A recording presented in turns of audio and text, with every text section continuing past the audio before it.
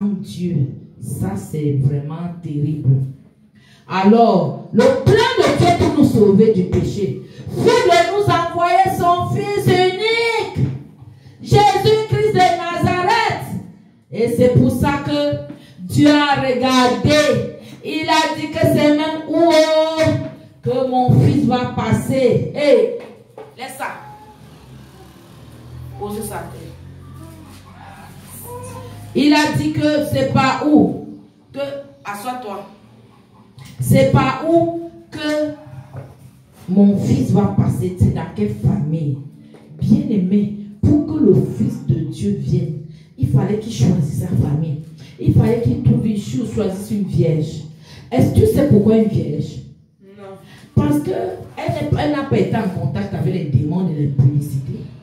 Mais il y a les démons de l'impudicité qui vont venir polluer son ventre. Quand tu couches avec quelqu'un, c'est contre la volonté de Dieu. C'est contre le commandement qui dit que pas de fornication, non. Hein? Que tu dois te marier, tu dois faire des enfants quand tu es marié, tu dois coucher avec nous dans le mariage. Donc, tu es dans la désobéissance. Non, elle était vierge.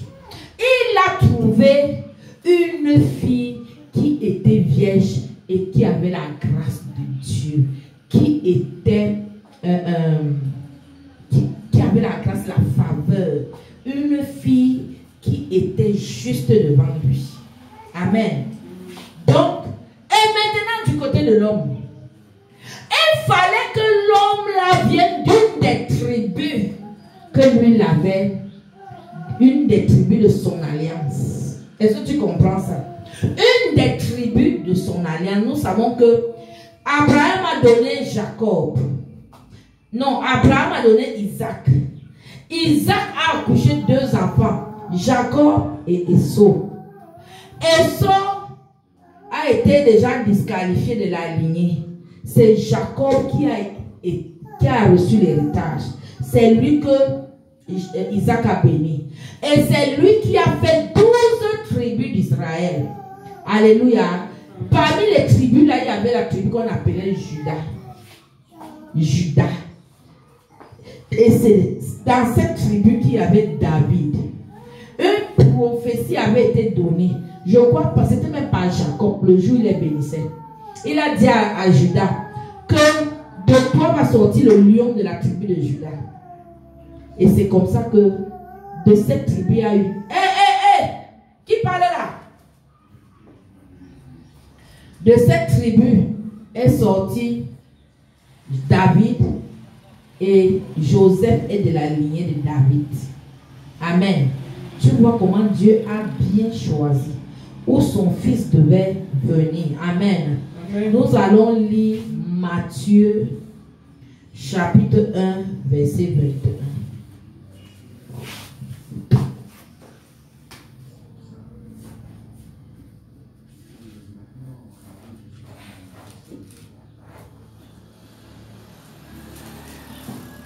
Matthieu, chapitre 1, verset 21.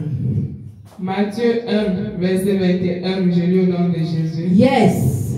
Elle enfanta un fils et lui donnera le nom de Jésus. C'est lui qui sauvera son peuple de ses péchés. Amen. Est-ce que tu comprends ça? Pour entrer dans la race humaine, le Fils de Dieu devait prendre la forme d'un bébé. Il devait avoir notre forme. Il devait commencer par comme nous, bébé, et il grandit. Alléluia. Amen. Et c'est pour ça qu'il est écrit que elle, Marie, enfanta un fils. Et elle devait lui donner le nom de Jésus. Car c'est lui qui devait sauver le peuple, c'est lui de ses péchés. Le péché dans lequel on était vautré, où on nageait dans la boue, comme le pauvre. C'est lui qui devait venir nous sauver de cette vie misérable.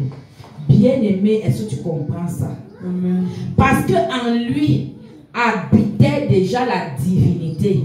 Parce que lui n'est pas né avec notre sang. C'est pour ça qu'on a mis Joseph de côté. quand il fallait concevoir Jésus, le côté du Père du sang qui donne le péché là, non, le sang du péché là, on a éliminé ça. C'est pour ça que c'est le Saint-Esprit qui est venu prendre ce côté. Il est né du Saint-Esprit et de la Vierge Marie.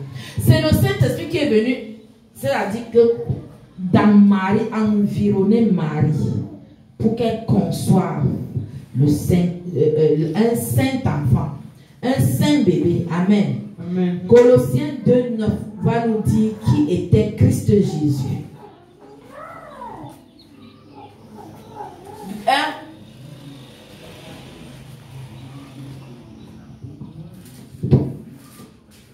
Colossiens 2:9.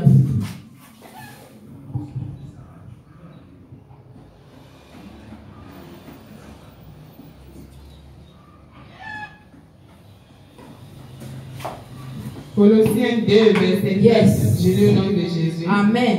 Car en lui habite corporellement toute la plénitude de la divinité. Voilà, en ce bébé-là habitait corporellement toute la plénitude de la divinité. C'est-à-dire que Dieu lui-même en plein. C'est-à-dire Dieu lui-même habitait là. Parce qu'un corps qui a le Saint-Esprit, c'est Dieu même qui habite là. Bien-aimé, tu dois comprendre pas à pas ce qui s'est passé. Amen. Bien-aimé, est-ce que tu comprends que Jésus est donc venu dans un corps humain, un Dieu est venu dans un corps humain. Parce que lui, la parole était Dieu. Il vient maintenant ici dans un corps humain pour venir faire un travail surnaturel. Donc il n'était pas un individu comme toi et moi. Amen. Malgré la chair qu'il avait. Amen. Amen. Il fallait quelqu'un comme nous pour venir accomplir cette chose. Mais il fallait qu'il soit différent de nous par la paternité. Son Père est Dieu. Amen. Amen. Donc, bien aimé, quand il est donc apparu dans un corps humain, amen. Amen. Lis un peu Jean 1, verset 1 et verset 14. Jean 1. Jean 1, verset 1, et tu lis aussi le verset 14. Ce sont les deux versets là qui sont concernés. Jean 1, verset 1, je lis au nom de Jésus. Yes. Au commencement était la parole. Oh. Et la parole était avec Dieu. Et la parole était Dieu. Amen. Au commencement était la parole. Et la parole était avec Dieu. Et la parole était Dieu. Ça te montre déjà que la parole là c'est Jésus. Donc au commencement, avant que Dieu ne crée toutes choses là, il était d'abord avec Jésus, qui est la parole de Dieu. On continue. Verset 14. Jean 1, verset 14. Et la parole a été faite chair. Yes. Et elle habitait parmi nous. La parole a été faite chair et elle a habité parmi nous. La parole est venue naître du Saint-Esprit et de Marie et elle a habité avec Joseph et avec ceux qui étaient là. Elle allait au temple, elle faisait les choses comme un être normal. Amen. Amen. Bien aimé, tout cela était arrivé pour que s'accomplisse cette parole que l'ange avait donnée Matthieu 1, verset 22 à 23. Matthieu 1, verset 22 à 23.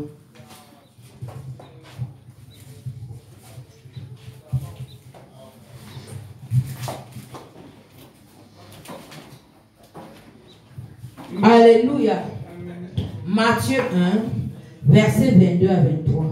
Matthieu 1, verset 22 à 23, je lis au nom de Jésus.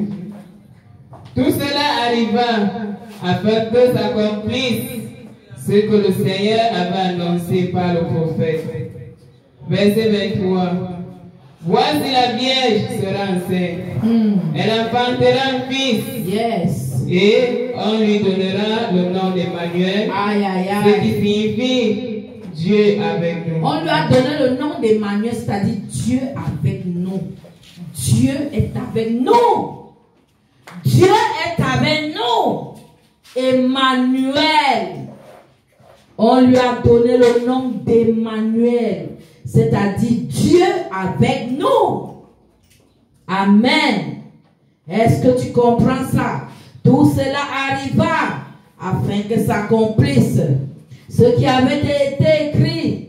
Voici que la Vierge sera enceinte. Et elle enfantera un fils. Et on lui donnera le nom d'Emmanuel. Ce qui traduit Dieu avec nous. C'est-à-dire que Dieu est venu avec nous. C'est-à-dire que pour faire en sorte que nous sortions de cette condamnation-là.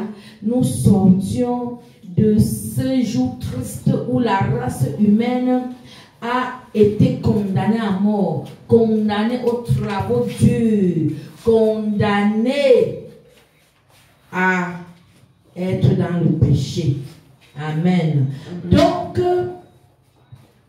bien-aimé, un enfant nous est né, un fils nous est donné, et la souveraineté reposera sur son épaule. Et comme Ésaïe l'avait déjà prophétisé, Ésaïe 9, verset 25, verset 5, nous allons lire.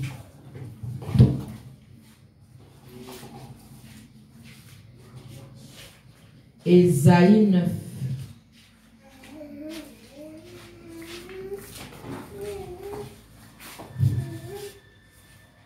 Ésaïe 9, verset 5. Ésaïe 9, verset 5, je lis au nom de Jésus. Car un enfant nous est né, un fils nous est donné, et la souveraineté repose sur lui. Alléluia. Et la souveraineté repose sur lui.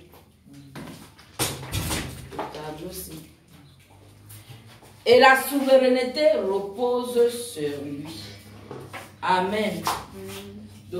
Junior, branche ça. C'est comme ça, sauter pendant que je faisais le bruit. Branche. Oui, où tu vois un bouton coloré là, en bas. Là. Alléluia. Non, non. Ici, non. Tu vois le vide ici. Le vide ici. Alléluia. Amen. Donc, car un enfant nous est né, un fils nous est donné, et la souveraineté reposera sur son épaule. On l'appellera admirable conseiller, Dieu puissant, Père éternel, Prince de paix. Est-ce que tu comprends ça? Tu vois tous les noms là. Parce que les gens disent que oh, Jésus, pourquoi on compare Jésus à Dieu? Voilà Dieu, voilà ça qui sauve. Car un enfant nous est donné, un fils nous est donné, la souveraineté reposera sur ses épaules. Bien aimé, les épaules là, si tu as mal aux épaules, c'est grave. Ce que l'ennemi là peut se mettre à mort. Parce que l'épaule là, c'est là où Dieu met la souveraineté. Donc, on l'appellera admirable conseiller, Dieu puissant, Père éternel. Parce que les gens pensent qu'on dit Père éternel, c'est seulement Dieu, le Père. C'est aussi Jésus. Prince de paix. Amen. Amen. Bien-aimé, Jésus-Christ est notre sacrifice parfait. Dieu l'a fait venir pour payer notre rançon. Il n'est pas venu pour rien. Il est venu pour accomplir, parce que Dieu même a vu que le diable était vraiment terriblement fâché contre l'homme. L'homme voulait prendre sa place. La place que lui avait devant Dieu. C'est l'homme qui voulait prendre. S'il était jaloux, il est parti faire tomber Adam et Ève. Et il était décidé à ce que nous tous on aille seulement en enfer. Bien aimé, il fallait que quelqu'un vienne payer la rançon pour nous. Parce que c'est nous qui avions fauté. C'est nous qui avions péché. Mais il fallait que Jésus vienne porter ses péchés pour nous libérer. Et pour que nous rentrions en communion et en intimité avec Dieu. Est-ce que tu comprends ça? Amen. Amen. Bien-aimés, nous allons lire 2 Corinthiens chapitre 5 verset 21.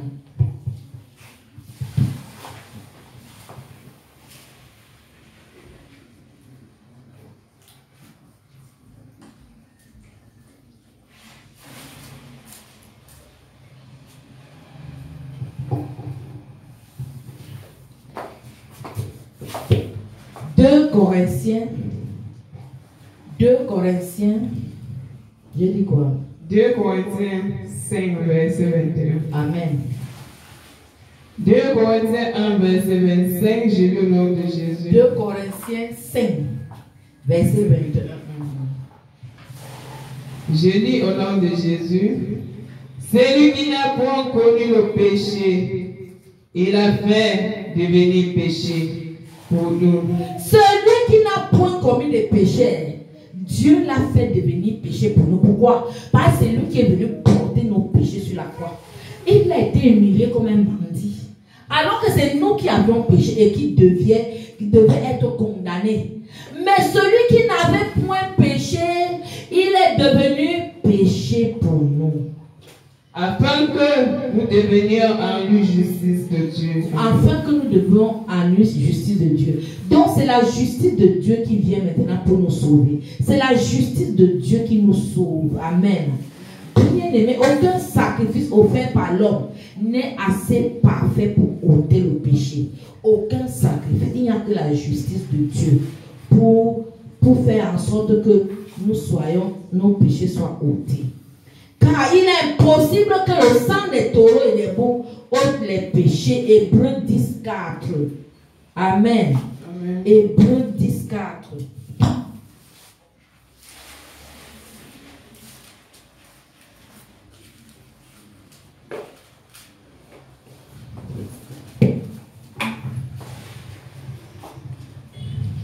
Hébreux 10, verset 4. Je lis au nom de Jésus. Amen. Car il est impossible que le sang des taureaux et des boucs ôte les péchés. Amen. Amen. Jésus est l'agneau de Dieu. Donc Dieu a dit que voici l'agneau de Dieu qui ôte le péché. Dieu a bien dit que voici l'agneau de Dieu qui ôte le péché. Donc le sang des boucs et des taureaux là ne peuvent pas ôter le péché. Jean 1, verset 9, verset 29. Jean 1, verset 29.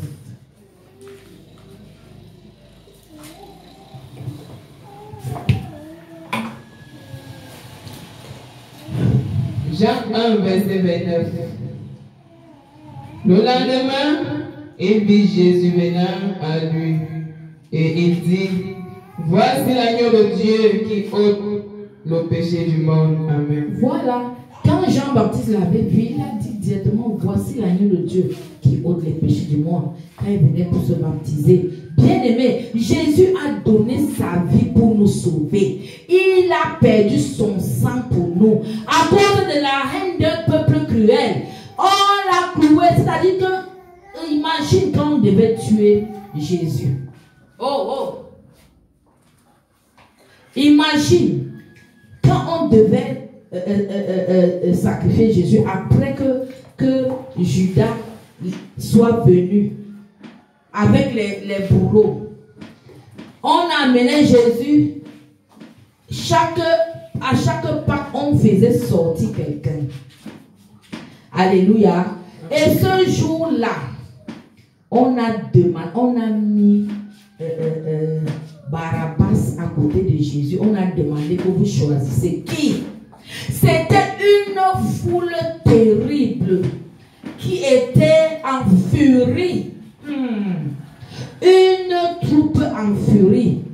C'est-à-dire un peuple, la haine. Tu voyais la haine d'un peuple cruel qui n'aimait pas celui qui est venu pour sauver. C'est-à-dire c'est Satan qui était en eux. C'est Satan qui les avait déjà excités à la haine. Et ils ont dit que tu es Jésus, libéré, Barabbas, libéré. Et voilà comment on a cloué Jésus sur une croix.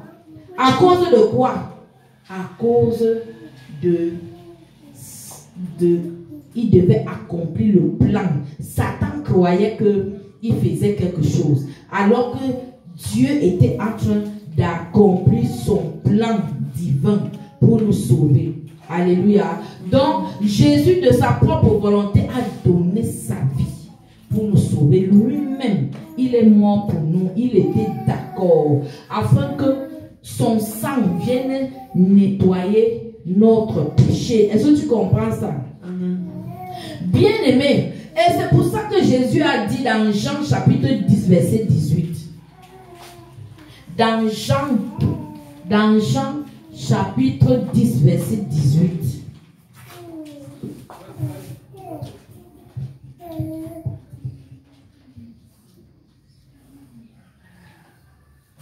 Oui. Dans Jean chapitre 10, verset 18, qu'est-ce qu'il est écrit? Jean 10, verset 18, j'ai lu au nom de Jésus. Personne ne me l'ôte, mais je la donne de moi-même. Il dit que personne n'ôte ma vie, c'est moi, je donne ma vie. Moi-même, c'est moi-même qui décide, personne ne peut me l'ôter. J'ai le pouvoir de la donner et j'ai le pouvoir de la reprendre. J'ai le pouvoir de donner ma vie et j'ai le pouvoir de reprendre. C'est pour ça que quand on dit, demande à Jésus qui te donne sa vie.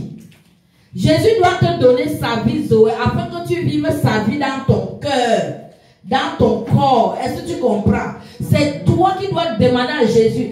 Il y a des gens qui disent que je donne ma vie à Jésus. Non, ce n'est pas correct. Ce n'est pas toi qui donnes ta vie. C'est Jésus qui te donne sa vie pour que tu vives sa vie dans son corps. Donc nous sommes rachetés par le sang de l'agneau. Alléluia. Par le sang de l'agneau, nous sommes rachetés. 1 Pierre 1, 18, 19. Ah, d'accord. Tel est l'ordre que j'ai reçu de mon Père. Alléluia. Tu vois, c'est l'ordre qu'il a reçu de son Père. C'est lui qui donne. Donc, ce n'est pas Satan. Satan pouvait se glorifier avec une foule en furie, que c'est comme si c'est lui qui fait tuer Jésus. Zéro. Donc, nous avons été rachetés par le sang de l'agneau. 1 Pierre 1, 18, 19. 1 Pierre, c'est vers la fin. Avant 1 Jean.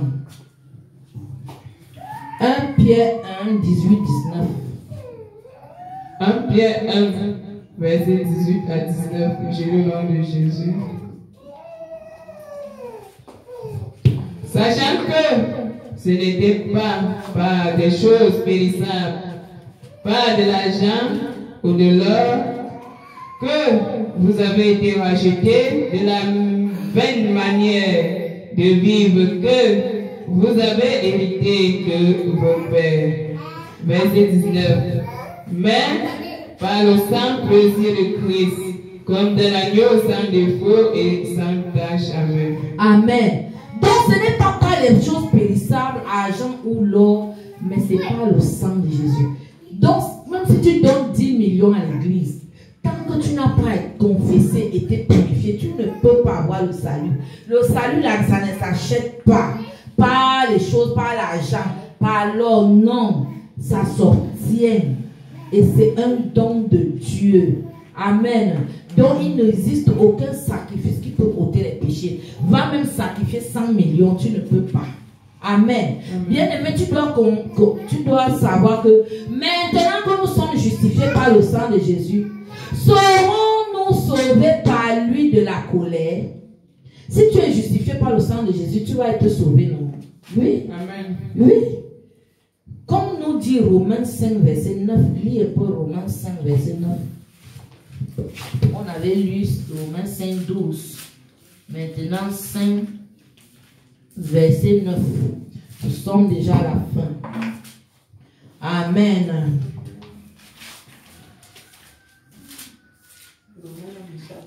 Je lis donc. Ah, tu as trouvé. Le Romain s'appelle Acte des Apôtres. Dès que Acte des Apôtres finit. Moi, j'ai déjà ça en tête. Romain, c'est dès que Acte des Apôtres finit, tu tombes sur Romain. Romains 5. Oui, Romains 5, verset 9. Romains 5, verset 9, je le nom de Jésus. Amen. À plus forte raison donc, maintenant que nous sommes justifiés par son sang, serons-nous sauvés par lui de la colère? Amen. Voilà. Maintenant que nous sommes justifiés par le sang, serons-nous sauvés de la colère? La réponse est quoi? Oui. Donc le Seigneur, lui, se souvient de toi. Même quand tu étais pécheur, quand tu viens à lui, il vient aussi régner en toi. Il y a un malfaiteur qui était sur la croix, qui a cru en Jésus. Non? Il a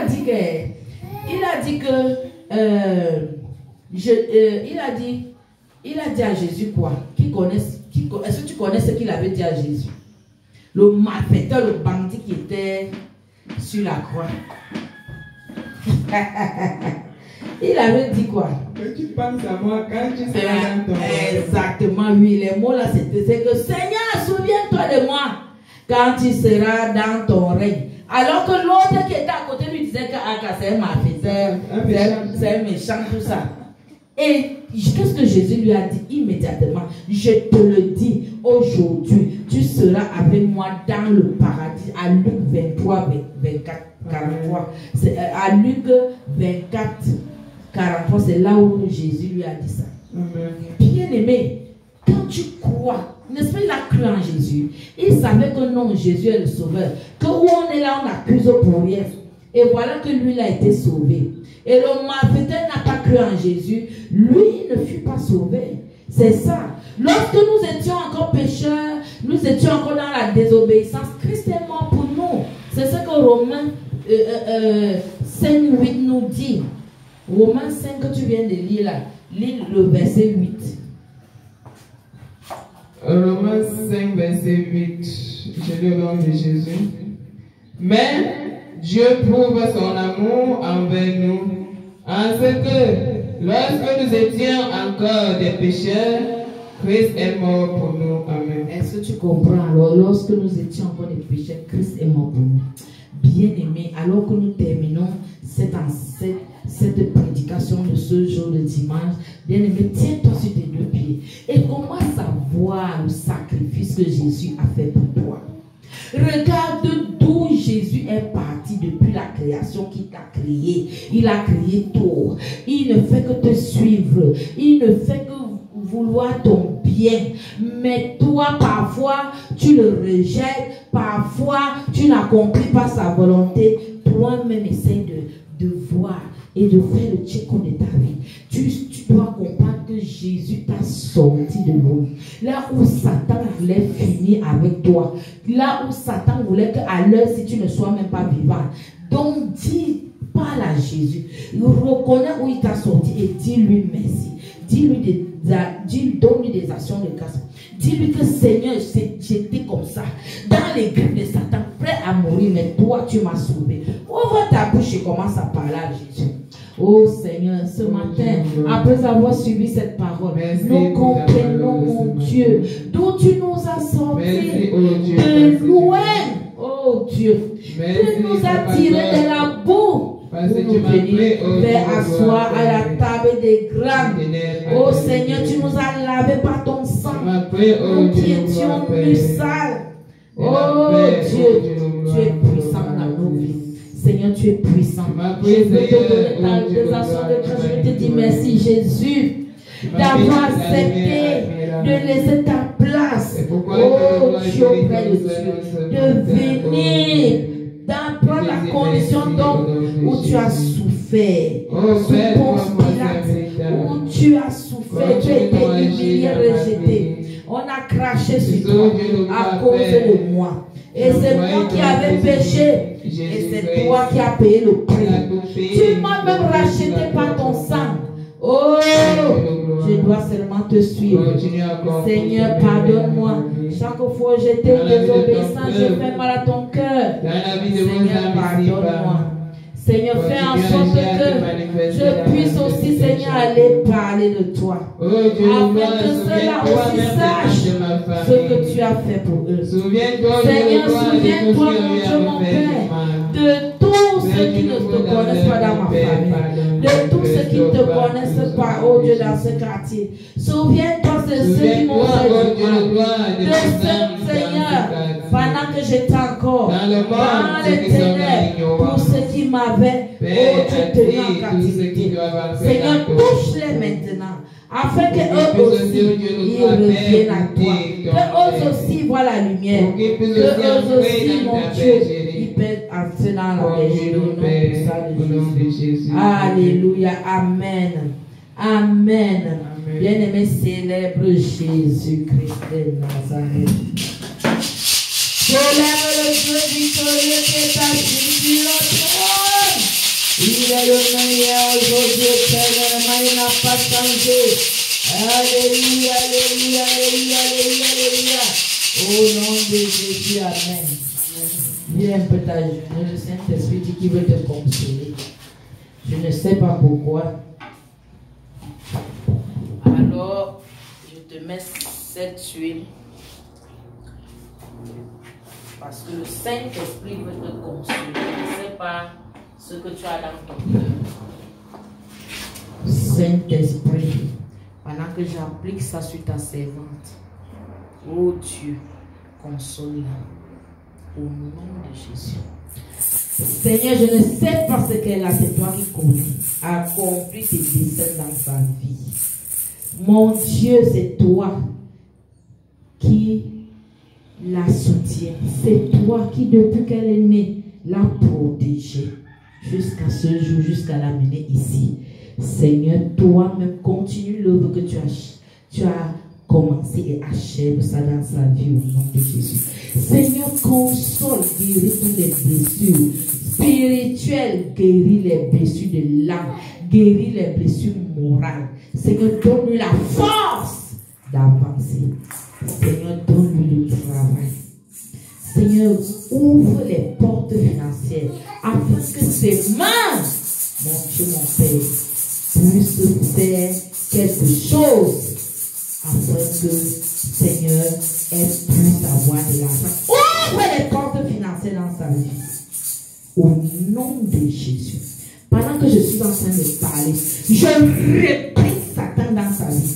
Satan qui a pris ses finances. Je viens déclarer qu'il restitue au nom de Jésus. Je viens déclarer qu'il restitue au nom de Jésus. Par l'autorité du nom de Jésus, le pouvoir du Saint-Esprit.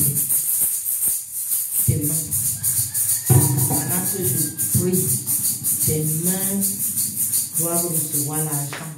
Au nom de Jésus, les trous qu'il y avait sur tes mains, j'efface ça au nom de Jésus. Le Saint-Esprit efface les trous qui te faisaient perdre l'argent. À partir d'aujourd'hui, tes mains vont commencer à garder l'argent. Tu vas recevoir l'argent. Au nom de Jésus-Christ, amen. Lève-toi dans la victoire. Au nom de Jésus, tu te vois avec ce qui coule. Alléluia. Amen. Bien-aimé, célèbre. Célèbre le Dieu souverain qui est assis sur le trône. Amen.